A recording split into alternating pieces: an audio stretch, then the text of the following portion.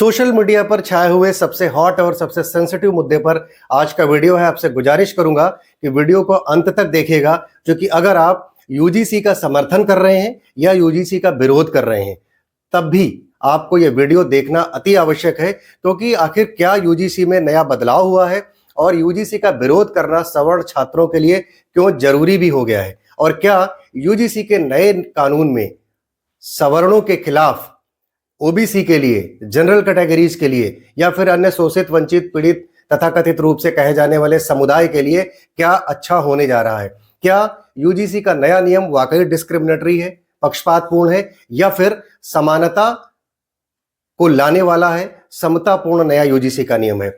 UGC को मोदी सरकार के इशारे पर ही लाया गया है, ऐसा आरोप सवर्ण समुदाय के लोग लगा रहे हैं। और सवर्ण समुदाय के वो लोग तमाम ऐसे भारतीय जनता पार्टी के प्रवक्ताओं को लगातार सोशल मीडिया और टीवी मीडिया पर ढूंढते हुए नजर आ रहे हैं कि वह आए और सुधांशु त्रिवेदी जैसे जो लोग लगातार आकर हर एक भारतीय जनता पार्टी के द्वारा या फिर किसी संस्था द्वारा नियम कानून पारित किए जाने पर उसको वैज्ञानिक पद्धति से जोड़कर प्रस्तुत करते हैं, उनकी खोजबीन जारी है। लेकिन संबित पात्रा और सुधांशु त्रिवेदी जैसे और प्रेम शुक्ला जैसे प्रवक्ता कहीं दिखाई नहीं दे रहे हैं। अब ये यूजीसी क्या है, इस पर बात कर लेते हैं। यूजीसी का कहना है कि 118% की वृद्धि पिछले 5 वर्षों में हुई है डिस्क्रिमिनेशन की, यानी जातीय भेदभाव की, यानी जातीय आधार पर एससी, एसटी और ओबीसी वर्ग के लोगों के साथ भेदभाव हुआ है।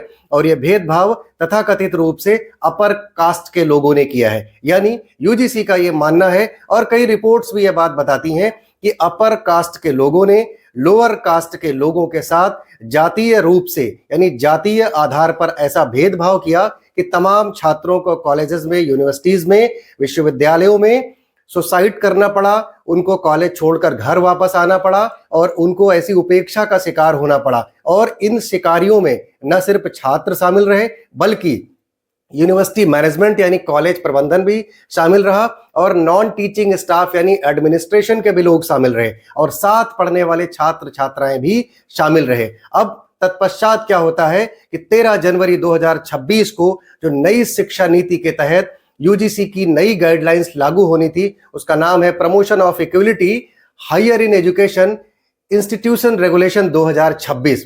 इसको क्यों लागू करना पड़ा, यह बात भी आपको जाननी आवश्यक है। 17 जनवरी सन 2016 को रोहित वेमुला की डेड बॉडी मिलती है हैदराबाद में, जो दलित थे।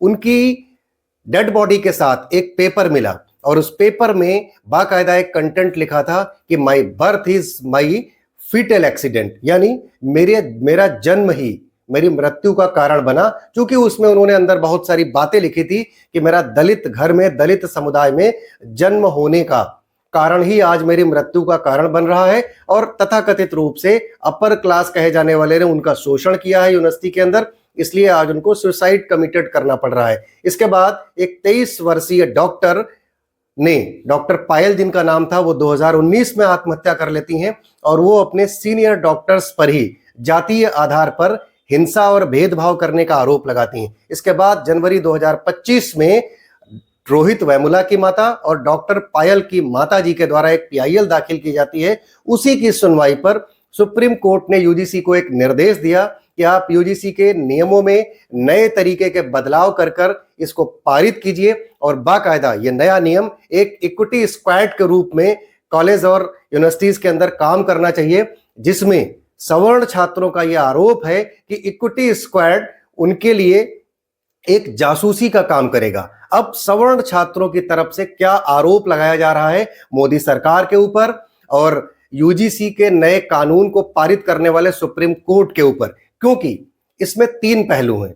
इस यूजीसी के नए कानून को पारित करने के मूल में अगर आप जाएंगे तो यूजीसी स्वयं, इसके बाद सुप्रीम कोर्ट का निर्देश और मोदी सरकार की सहमति। मोदी सरकार में भी तमाम सारे सवर्ण क्लास से आने वाले सांसद, विधायक, एमएलसी और राज्यसभा सांसद भी हैं, लेकिन किसी की तरफ से यूजीसी के नए नियम पर बात नहीं की गई। इवन विरोध करना तो दूर मानिए, इसकी खामियों पर विचार भी करने की सहमति नहीं जताई गई। इस बात का सवर्ण क्लास विरोध करते हुए कहता है कि अब भाजपा सरकार सीधे सीधे ओबीसी, दलितों को लुभाने के लिए एक ऐसी कोशिश कर रही है जिससे समाज में वैमनस्यता बढ़ेगी, भेदभाव बढ़ेगा और सामाजिक खाई चौड़ी होगी। लेकिन आपको यह बात बताता चलूं कि इस यूजीसी के नए नियमावली का जो आपको आरोप और प्रतिकार दिखाई दे रहा है वो सिर्फ अब कॉलेजेस तक सीमित नहीं रहा है, सड़कों पर भी इसका असर आपको देखने को मिलता रहा है।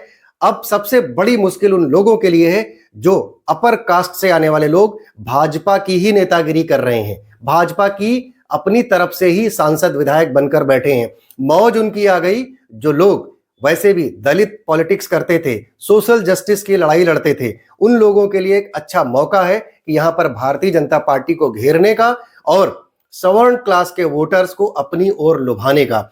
अगर इसकी खामियों पर जरा नजर डालें तो SC/ST एक्ट के पारित होने के बाद एक डेटा बताता है कि SC/ST एक्ट में दावे किए गए मुकदमों में से 34 से 42% मुकदमे ही अंततः ट्रायल तक रुक पाते हैं। उनमें सबूतों का अभाव होता है और यह देखा जाता है कि उनमें सबूतों का अभाव है, गवाहों का अभाव है और केस प्रायः सुनियोजित और राजनीतिक षड्यंत्रों से रचित होते हैं। यही खामी कुछ यूजीसी के नए नियम में भी देखने को मिल रही है जो 13 जनवरी 2026 से लागू की गई है। इसमें एक तरीके का डिस्क्रिमिनेशन जो आपको देखने को मिलता है उस पर भी एक नजर डालते हैं जो सवर्ण क्लास का आरोप भी है। उनका यह कहना है कि सन 2012 में जो यूजीसी की गाइडलाइंस तय हुई थी जो कास्ट डिस्क्रिमिनेशन को लेकर, उसमें यह साफ साफ लिखा था कि यदि शिकायतकर्ता झूठी या फर्जी शिकायत करता है तो यूजीसी शिकायतकर्ता के खिलाफ भी कानूनी कार्यवाही करेगी और उसको भी इसका दंड भुगतना पड़ेगा। लेकिन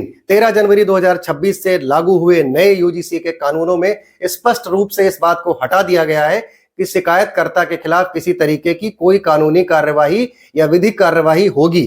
कुल मिलाकर यूजीसी का नया कानून अगर ये कहा जाए कि एक तरीके से पक्षपात तरीके से प्रस्तुत किया गया है और अभी बहुत सारी चीजें इसमें क्लियर होना ही बाकी है। अगर ओबीसी वर्ग के क्लास का कोई छात्र SC/ST वर्ग के किसी छात्र का शोषण करता है या उसके साथ डिस्क्रिमिनेशन करता है, भेदभाव भरा आरोप लगाया जाता है तो उसके खिलाफ क्या होगा? या फिर अगर आप देखें तो ओबीसी और SC/ST वर्ग के लोग क्या आपस में एक दूसरे से पूर्णतया हर मामले में सहमत नजर आते हैं? इस तरीके की तमाम विसंगतियां भी इस कानून में देखने को मिलती हैं। आप कुल मिलाकर अगर देखिए तो क्या यूजीसी का नया कानून समानता पैदा करेगा, समता पैदा करेगा या भेदभाव पैदा करेगा? अगर इस तरीके की चीजें आपको देखने को मिलेंगी तो यूनिवर्सिटी ग्रांट्स कमीशन यानी यूजीसी का नया कानून जिसका विरोध अब सड़कों पर शुरू हो गया है, सोशल मीडिया पर हैशटैग लगाकर बाइकॉट यूजीसी 2026 किया जा रहा है, वह कहां तक जाएगा?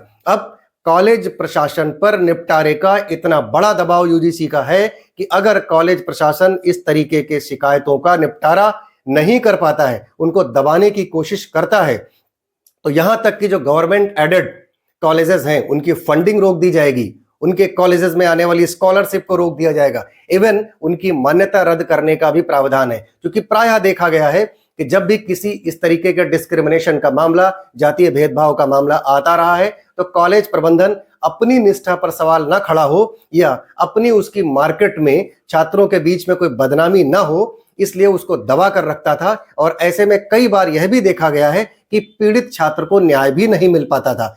उसी कारण से यूजीसी ने ऐसे कड़े नियम बनाए हैं। अब जातीय आधारित भेदभाव को खत्म करने के लिए यूजीसी का जो नया नियम है वह प्रैक्टिकल रूप से कितना प्रभावी होगा यह बात तो अभी भविष्य के गर्भ में है।